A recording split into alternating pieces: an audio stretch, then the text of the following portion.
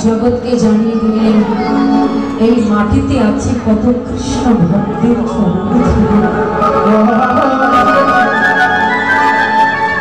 তুমি যখন একবার মাটিতে বসবে এই মাটি যখন তোমার অঙ্গে লাগবে এই যে কত কৃষ্ণ ভক্তের চরণ ধুলি এই মাটিতে পড়ে আছে এই চরণ ধুলি যদি একবার তোমার অঙ্গে লেগে যায় সেদিন তোমার ভিতরে অপ্রাহৃত কৃষ্ণ প্রেম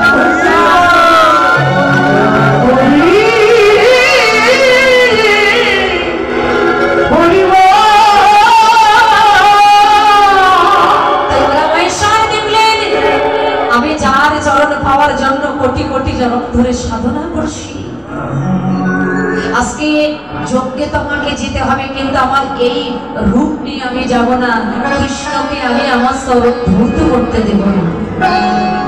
তাই ভোলা মহেশ্বর কি করলো জানেন বাবা? একটা কুকুরের রূপ ধারণ করলেন। একটা কুকুরের রূপ ধারণ করে কৃষ্ণ যখন ভক্তকে চরণ ধৌত করছে, আর আবার ভগবান ওই পদে নয়ন দিয়ে বসে আছে যে ভোলা তুমি কখন আসবে, তোমার মতো বৈষ্ণবের চরণ আমি ধৌত করি আমার।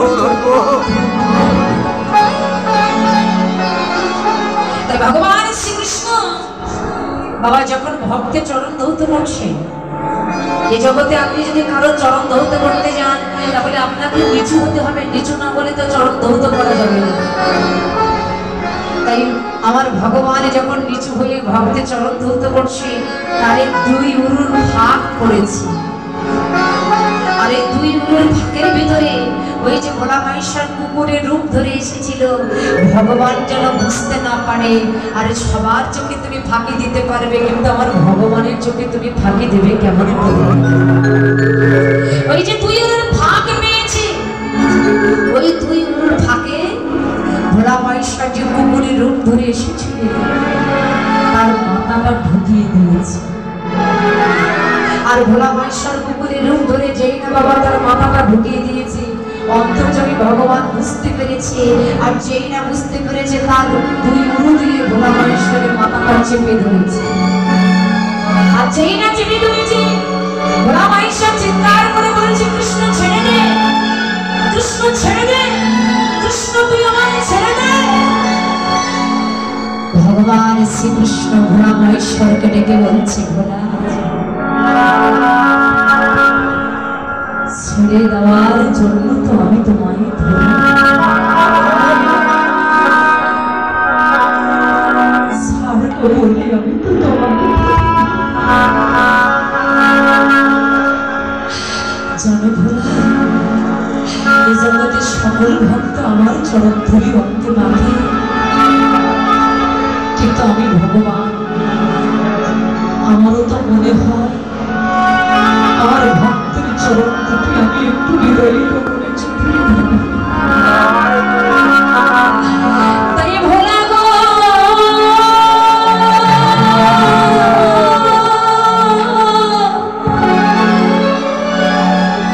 এই জগতে কত ভক্তকে যমুনার জল দিয়ে চড়া ধোয়াইছি, নদীর জল দিয়ে চরণ ধোয়াইছি, কিন্তু তোমার চরণ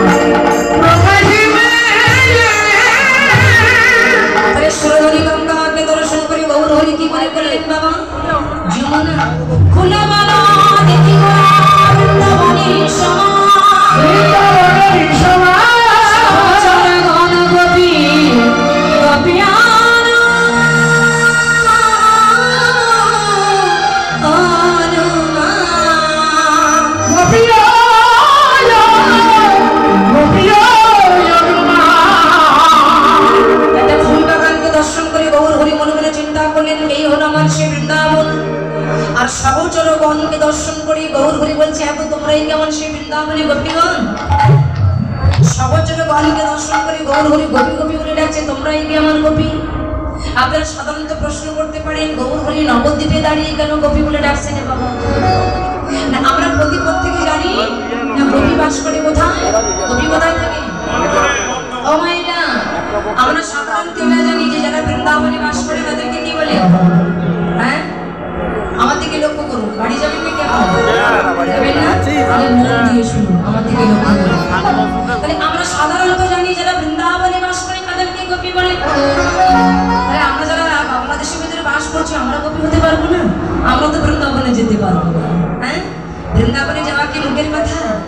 তাহলে এটা বৃন্দাবন ঠিক আছে, কিন্তু যেটা 84 পুরুষ ভারত উত্তরপ্রদেশে বৃন্দাবন, রাধা গোবিন্দের যে লীলাভূমি, সেখানে তো আমরা অতি সহজে যাইতে পারবো না। তাতে বৃন্দাবন এটা ঠিক আছে। জয় রাধে। তাহলে আমরা সাধারণত জানি যে যারা বৃন্দাবনে বাস করে তাদেরকে গোপী বলে, কিন্তু এখানে তত্ত্বদর্শীগণ জানিয়ে দিলেন যে বৃন্দাবনে বাস করলে সে গোপী হতে পারবে না। বৃন্দাবনে বাস করলে বা বৃন্দাবনে বাসিন্দা হলে সে কখনো গোপী হতে পারে না। কেন?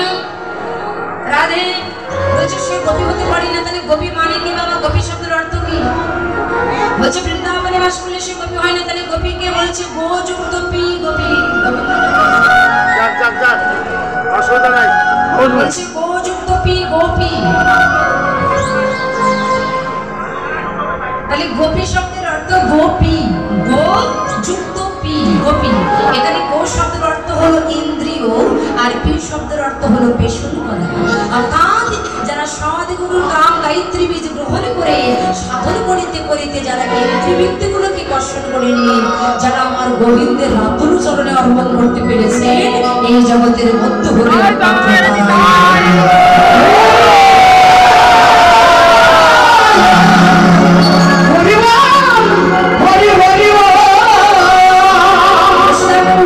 তাই নয়। আর গোপী কারা জানো? যারা গোপনে গোপনে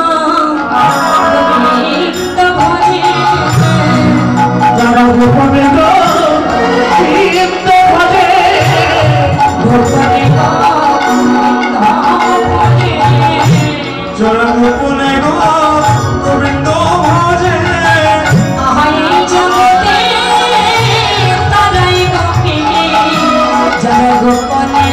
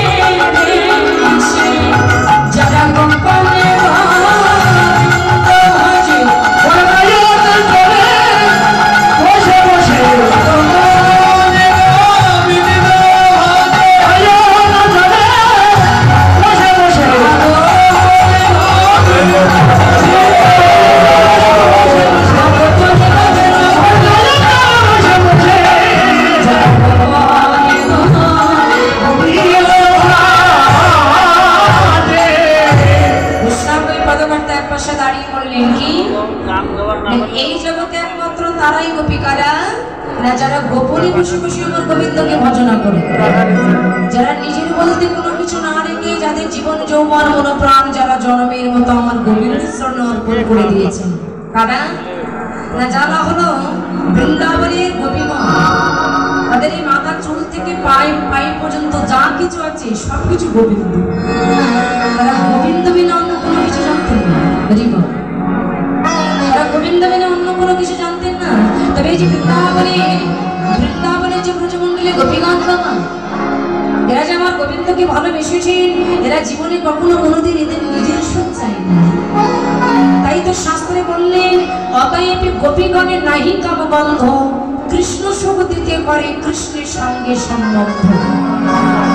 এই গোপীগণের সঙ্গে যে সম্বন্ধটা, যে সম্পর্কটা, এর ভিতরে কোনো কাম কামনা বাসনা ছিল না। কাম না থাকলে কিন্তু প্রেম হয় না। তবে বাবা তাদের যে কামটা ছিল নিষ্কাম, সেই নিষ্কামের ভিতরে কোনো চাওয়া পাওয়া ছিল না।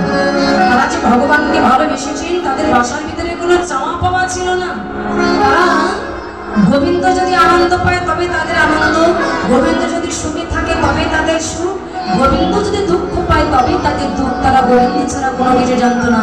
মানে এটা শুধু গোপীদের ক্ষেত্রে না, এটা আমাদের প্রত্যেকের ক্ষেত্রে আমাদের এই বাসনাটা হওয়া উচিত। কিন্তু আমরা কি করে ভালো খাবো, ভালো পড়বো, সংসার কি করে চলবে, কার কি করবো, আমরা আমাদের আনন্দ নিয়ে ব্যস্ত, কিন্তু ভগবানের আনন্দ দেওয়ার জন্য আমরা চেষ্টা করি কয়জন? আমরা চেষ্টা কি করি যে কোন কাজ করলে আমার ভগবান আনন্দ পাবে, কি করলে আমি আমার গোবিন্দকে আনন্দ দিতে পারবো, কি করলে আমার গোবিন্দ আমার প্রতি খুশি হবে, আমার দ্বারা সে আনন্দ লাভ করবে। কারণ আমরা মানব বলে জন্ম নিয়েছি, মানব দেহটা হচ্ছে একমাত্র কৃষ্ণ ভজন, কৃষ্ণ সাধন করবার জন্য। তাছাড়া অন্য কিছু কিছু নয়। এই মানব দেহটা হচ্ছে কৃষ্ণ ভজন, কৃষ্ণ সেবা দেওয়ার জন্য হচ্ছে মানব দেহ। আর সেই মানব করে জন্ম নিয়ে যদি কৃষ্ণ ভজন যোগ্য দেহ পেয়ে সেই দেহ যদি তুমি গোবিন্দের চরণে সবাই নিবেদন করতে না পারো, তাহলে তো তোমার মানব জীবনের কোনো মানব জীবনের কোনো মূল্য না। তাহলে এই মানব দেহটা হচ্ছে কৃষ্ণ ভজন যোগ্য দেহ। তাহলে বৃন্দাবনে ব্রজ গোপীগণ তাদের জীবনে যৌবন মনোপ্রাণ তারা সবই কিছু গোবিন্দের জন্য অর্পণ করেছে, গোবিন্দের সুখে সুখী। আচ্ছা, এখানে যারা বাবা আমরা বসে আছি, এখানে যারা আমরা বসে কীর্তন শ্রবণ করছি, আপনাদের কাছে যদি প্রশ্ন করা হয়, যদি জিজ্ঞাসা করা হয় যে এই জগতের কামিনী কাঞ্চন বিষয় বাসনা নিয়ে আমরা যে আবদ্ধ হয়ে আছি, তা আমরা এখানে বুকে হাত দিয়ে আমরা এই কথাটা বলতে পারবো যে আমি ভগবানকে ভালোবেসেছি, আমার ভিতরে কোনো স্বার্থ নাই। স্বার্থ ছিল না ব্রজ গোপীদের, কিন্তু আমরা বুকে হাত দিয়ে কিন্তু আমরা এই কথাটা বলতে পারবো না যে আমি ভগবানকে ভালোবেসেছি, আমার ভিতরে কোনো স্বার্থ নাই। আমরা স্বার্থ ছাড়া কেউ কখনো আমাদের ভগবানকে ভালোবাসতে পারি না। আমরা ভগবানকে পূজা করি, ভগবানকে অর্চনা করি, আমরা ভগবানের কাছে কিছু চাই, তুমি আমার এই দাও তা দাও, সংসার ভালো রাখো, আমার ছেলেকে ভালো রাখো। কিন্তু বাবা আমরা তার চরণে ওই আমরা কেউ কখনো কোনোদিন মন্দিরের ভিতরে গিয়ে মন্দিরের দরজাটা খুলে দিয়ে বলছে শুধু জাগতিক জগতের মন্দির নয়, এই দেহঘরের মন্দিরের দরজাটা খুলে দিয়ে আমরা ভগবানকে কেউ কখনো কোনোদিন ডেকে বলতে পারলাম না। এই জগতে আমরা তোমার কাছে অন্য কোনো কিছু চাই না, আমরা এই জগতে শুধু তোমার কাছে এই বস্তু চাই, তোমার চরণ হতে যেন তুমি আমাকে কোনোদিনই বঞ্চিত করো না। তোমার চরণ হতে যেন তুমি কখনো বঞ্চিত করো না। শুধু এই জন্মে নাই, প্রত্যেকটা জন্মে জন্মে আমি যেন আমাদের নয়নের জল দিয়ে তোমার চরণ দুটি বলেন তো বাবা, আমরা এই কথাটা জগতে পারি না। ভগবান আমাদের মতো জগৎ জীবকে জানিয়ে গেলেন, জগৎ এই জগতে তুমি যদি আমার চিন্তা করো তাহলে আমি ভগবান, আমি তোমার চিন্তা করব। ভগবান আমাদের মতো জগৎ জীবকে শিক্ষা দিয়ে গেলেন, এই জগতে কোনো ভক্ত যদি আমার জন্য এক বিন্দু কাঁদে, আমি তার জন্য সারাটা জীবন ধরে কাঁদি। এই জগতে কোনো ভক্ত যদি আমার জন্য এক ফোঁটা চোখের জল ফেলায়, আমি সেই ভক্তের জন্য সারাটা জীবন ধরে আমার চোখের জল ফেলাই। কোনো ভক্ত যদি আমাকে এতটুকু দেয়, আমি তাকে অনেকখানি দিয়ে দিই। ভগবানের কি মহিমা বাবা! ভগবান বলছে কোনো ভক্ত যদি আমাকে এতটুকু দেয়, আমি তাকে অনেকখানি দিয়ে দিই। কোনো ভক্ত আমার দিকে এক হাত বাড়িয়ে দিলে, আমি তার দিকে দুই হাত বাড়িয়ে দিই। যে ভগবানকে এতটুকু দেয়, আমার ভগবান তার জন্য অনেক কিছু দিয়ে দেয়, অনেক কিছু দিয়ে দেয়। যেমন তারই প্রমাণ বাবা, যেদিন শিশুপালের জন্ম হয়েছে, শিশুপালের 3টে নয়ন আর 4খানা হাত হয়েছিল। ওর মা শিশুপালকে কোলে নিয়ে কাঁদছে আর মনে মনে ভগবানকে ডেকে বলছে যে দয়াময়, তুমি এত লোকের এত ভালো সন্তান দাও, আর তুমি আমার কেমন সন্তান দিলে? হঠাৎ করে দৈববাণী হলো, মা শোনো, তোমার এই ছেলের দিকে যে তাকাবে, যার চাবনির ভঙ্গিমাতে তোমার ছেলের একটা নয়ন আর 2টি হাত পড়ে যাবে, তুমি জানবে হাতেই তোমার সন্তানের মৃত্যু হবে। আর বাবা যেই না বলেছি অমনি সেখানে সঙ্গে সঙ্গে ভগবান শ্রীকৃষ্ণ উপস্থিত হলেন। আর যেই না সঙ্গে সঙ্গে ভগবান শ্রীকৃষ্ণ উপস্থিত হলেন, ভগবান শ্রীকৃষ্ণ যেই না শিশুপালের দিকে তাকালেন, সঙ্গে সঙ্গে শিশুপালের একটা নয়ন আর দুটি হাত পড়ে গেল। শিশুপালের মা বুঝে নিলেন যে কৃষ্ণের হাতেই আমার সন্তানের মৃত্যু হবে। তাই শিশুপালের মা কৃষ্ণকে ডেকে বলেছে, কৃষ্ণ শোন বাবা, কৃষ্ণ তুই আমার ছেলে, আমার সন্তান শিশুপালকে মারবি না তো? ভগবান শ্রীকৃষ্ণ বলছে, পিসিমা তুমি ভুল বুঝলে আমাকে। বলে কেন? বলে দেখো পিসিমা, এ জগতে আমি জীবনে কখনো কোনোদিন, আমি ভগবান, আমি জীবনে কখনো কোনোদিন কাউকে মারতে পারি না। বলছে মারতে পারিস না? বলে না, আমি জগতে কাউকে কখনো কোনোদিন মারতে পারি না। আসলে জগতে যার মরণ সেই তো ডেকে নিয়ে আসে। মন দিয়ে শুনবে, বলে যে যার মৃত্যু সেই ডেকে নিয়ে আসে।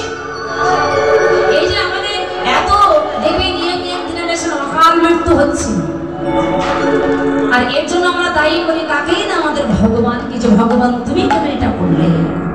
কিন্তু ভগবান বললেন এই মৃত্যুর জন্য আমি দায়ী নই, তুমি যে কর্ম করেছো তোমার কর্ম অনুযায়ী তোমার সেই ফলটাকে তুমি ভোগ করছো। পূর্ব জন্মে যে তুমি কর্ম করে এসেছিলে সেই কর্মের দ্বারা এই জন্মে সেই ফলটা তুমি ভোগ করছো। আর আমরা খারাপ কর্ম করে তার ভিতরে ভগবানকে আমরা ডেকে নিয়ে আসি, আমরা এতটা মূর্খ ব্যক্তি। তাই সেদিন কৃষ্ণ শিশুপালের মাকে ডেকে বলেছিল, বাবু আমি কাউকে মারতে পারি না, জগতে যার মরণ সেই ডেকে নিয়ে আসবে। বললেন আচ্ছা আমার ছেলে শিশুপাল যদি কোনো অপরাধ করে তুই তখন কি করবি? বলছে আমি ক্ষমা করে দিলাম, ওর শত অপরাধ আমি ক্ষমা করে দেব, শত অপরাধ ক্ষমা করে দেব। তাই বাবা ধর্মরাজ যুধিষ্ঠির একসময় একটা যজ্ঞ করেছিলেন, রাজসভ যজ্ঞ। আর ওই যজ্ঞের সভাপতি করেছিলেন ভগবান শ্রীকৃষ্ণকে। শ্রীকৃষ্ণ এক একজনকে এক একটা দায়িত্ব দিয়ে দিলেন, এক একজনকে এক একটা দায়িত্ব দিয়েছি। দুর্যোধনকে দিয়েছে মিশিয়ারের দায়িত্ব, ভীমকে দিলেন পরিবেশনের দায়িত্ব, এক এক ভক্তকে এক একটা দায়িত্ব দিয়েছে। আর যেই না দায়িত্ব দিয়েছে সবাইকে সব দায়িত্ব দিয়ে দিলেন। হঠাৎ করে ধর্মরাজ যুধিষ্ঠির একদিন ভগবান শ্রীকৃষ্ণের কাছে জিজ্ঞাসা করলেন যে সভা তুমি সবাইকে সব দায়িত্ব দিলে কিন্তু তুমি তো কোনো দায়িত্ব নিলে না, তুমি তো সবাইকে সব দায়িত্ব দিয়েছো। দুর্যোধনকে কেশিয়ারের দায়িত্ব দিয়েছে। যুধিষ্ঠির তো রাগ হয়ে গেছে যে সারাটা জীবন ধরে আমাদের সর্বনাশ চাইলো, আমাদের রাজ্য থেকে বের করে আমাদের পথে ভিখারি করে দিল, আর তুমি তাকে দিয়েছো কেশিয়ারের দায়িত্ব, কেন? তাহলে যজ্ঞকে ঠিক থাকবে?